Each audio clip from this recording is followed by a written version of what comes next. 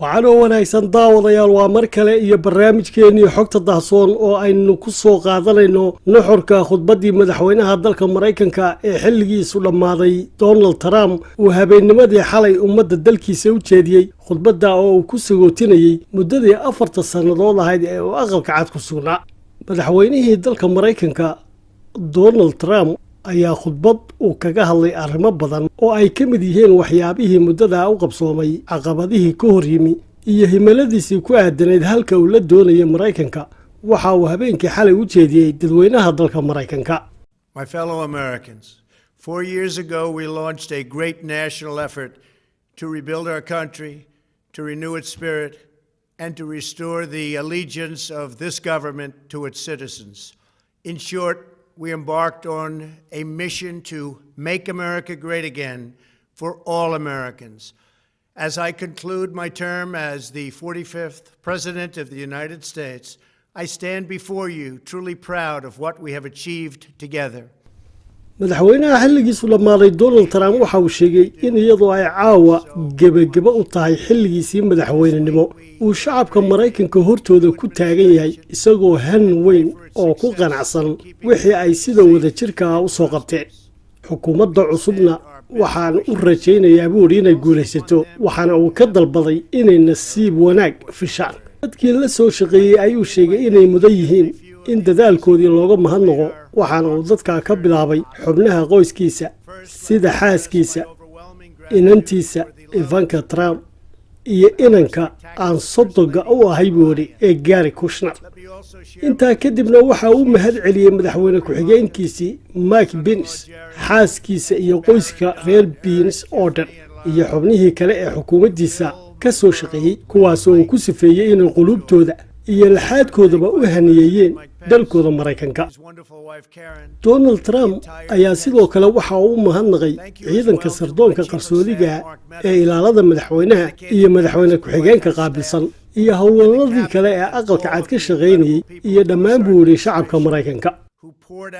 waxaanu nahay ummad nabadeed oo ka wada xumaatay weerarkii aqalka Koongareeska, waxaana lama huraana in la helo midnimo siyaasadeed taasoo loo qabo buuri baahi badan.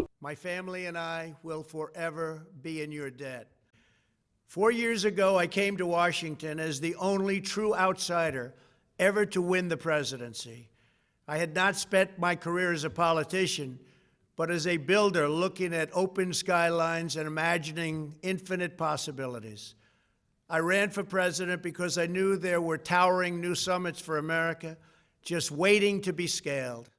4 sannadood ka hor waxaan tartanka madaxweynenimo igu dhiiriyey aragtidaydii ahayd inaan Ameerika ka dhigo mid weyn oo qurumaha ugu horeysa. runtiina wax badan ayaa taa looga suuroobay oo bilowgiiba waxaanu shaqooyin u abuurnay 100,000 kun oo dhallinyaradeenna, waxaana aanu dhisnay dhaqaalihii ugu weynaa taariikhda caalamka. arrinkaa oo xidhiidh la lahaa aragtidayadii Ameerika awalan oo aan loo eegaynin siyaasadda midigta iyo tabidixda toonna, oo lagaga soo go'aan qaadanayay maslaxadda ummadda Mareykanka oo aan xidhiidh la lahayn kala qaybsanaanta xisbiyada siyaasadeed hadday jamhuuriyiinta tahay ama dimuqraadiyiinta. waxa aanu heshiisyo baayac mushtari la galnay muddada waddamada aanu shuraakada nahay. waxa aanu ka baxnay heshiiskii cimilada ee Paris, annagoo taa beddelkeeda heshiis kale oo dhanka cimilada aan la saxeexnay waddamo ay ka mid yihiin Mexico iyo Brazil. waxaana aanu xad u yeelnay badeecadihii Shiinaha ee dhulweynaha Mareykanka iska soo geli jiray, annagoo ku soo rognay tacriifaad cusub. Donald Trump oo ka hadlay waxyeeladii fayraska corona waxa uu sheegay inay caalamka kala mid ahaayeen dhibaatada fayraska corona, inkastoo buu yidhi iyaga soo gaaray cudurkaasi xilligii uu dhaqaalaha Mareykanku halkiisii ugu wanaagsanayd marayay. Mareykanka waxaanu ka dhignay dalka shidaalka ugu badan soo saara, sidaana waxaanu ku dhisnay dhaqaalihii Mareykanka oo aanu shaqo la'aantiina hoos ugu dhignay. qorshahana waxaa noogu jirtay inaanu mushaharooyinka loo kordhiyo shaqaalaha u dhashay dalka Mareykanka. And became the world's #1 producer of oil and natural gas by far. Powered by these policies, we built the greatest economy in the history of the world.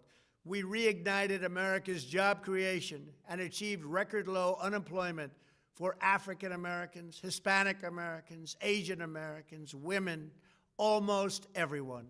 Income soared, wages boomed, the American dream was restored, and millions were lifted from poverty in just a few short years. It was a miracle. muddo koobanna waxaa noo suuro gashay inaannu xaaladda saboolnimada ahayd ka saarno dad badan oo Maraykana. runtiina waxay ahayd wax mucjiso oo kale ahaa. waxaa jirtay inay sayladaha dhaqaale iyo kuwa dhanka saamiyadu korukac samaynayeen muddo kooban markii aanu xilka haynay. wax kasta oo aanu qabanayna waxay ahaayeen wax horumar la xidhiidha intii ka horreysay dillaacitaankii fayraska corona. xilligii koronuhu socday laftiisa waxaannu dib u furray dalkii iyo baayac mushtarkii annagoo sabab u noqonnay inay dadweynaha Maraykanku soo ceshadaan habnololoodkoodii oo ilaa 13 milyan oo ka mid ahaa Maraykankii cudurka shaqooyinkoodii ku waay ay dib ugu soo noqdeen shaqooyinkii. sidoo kalena markii uu bartiisii u xumayd marayay cudurkaasi waxaannu culayska saaray sidii loo soo saari lahaa tallaalka cudurka kaasoo aanu ku guulaysanay oo tallaalkii la islahaa wuxuu qaadan doonaa muddo sannada ah aanu ku diyaarinay muddo 9 bilooda oo keliya. waxaa jirtay inaannu fulinay mashruuc 4 trilyan oo dollar ku kacay oo aanu ku badbaadinay 50 milyan oo shaqo oo ay dad Maraykani hayeen. waana tallaabooyinkii aanu dib ugu soo noolaynay dhaqaalihii uu fayraska corona dhulka geliyey. muddadaa waxaannu awoodda saarnay ilaalinta amniga xuduudaha Maraykanka oo aanu gaarsiinay heer aanu weligii gaadhin.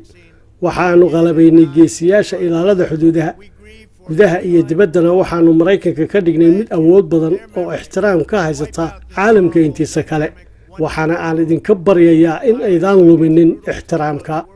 danaha Maraykanka waxaannu ka difaacnay gudaha qaramada midoobay waxaana aanu ka baxnay dhammaan heshiisyadii aan wax danihi Maraykanka ugu jirin. wadamada gaashaanbuurta neeto haatan waxay bixiyaan malaayiin dollar oo kharashka gaashaanbuurta ah oo aanay hore u bixin jirin intii aanan xukunka imanin. waxaasoo kharashihina markii hore innaga ayaa bixin jirnay haatanse waa la inala qaybsadaa. milatariga Maraykanka ayaannu dib u casriyeyntiisa gelinay dhaqaale aad u badan waxaana aanu ka takhalusnay dowladdii islaamiga ahayd ee Daacish. waxaana aanu dilnay Abubakar al-Baghdadi iyo argagixiyihii u weynaa ee Qaasim Suleymaani annagoo Qudus u aqoonsanay caasimad Israa'iil. waxaana noo suuro galay heshiisyo nabadeed oo gobolka bariga dhexe sida heshiiska Abraham oo aanay cidina suurtagalnimadiisa filaynin. waxaanuna aaminsanahay inuu gobolka u horseedi doono nabadgelyo oo cadaawaddii dhex taalayna ka saari doono. caawa oo aan ka tegayay xilkii madaxweynenimo ee Maraykanka waxaan dareemayaa inaynu wax badan oo dhaxal u noqonaya dalkan aynu si wada jira u soo qabannay.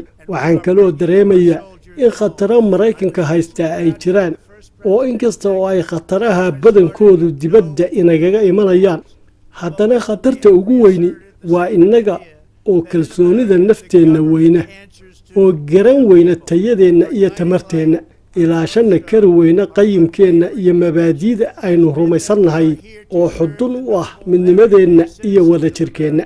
Now, as I leave the White House, I have been reflecting on the dangers that threaten the priceless inheritance we all share. As the world's most powerful nation, America faces constant threats and challenges from abroad. But the greatest danger we face is a loss of confidence in ourselves, a loss of confidence in our national greatness.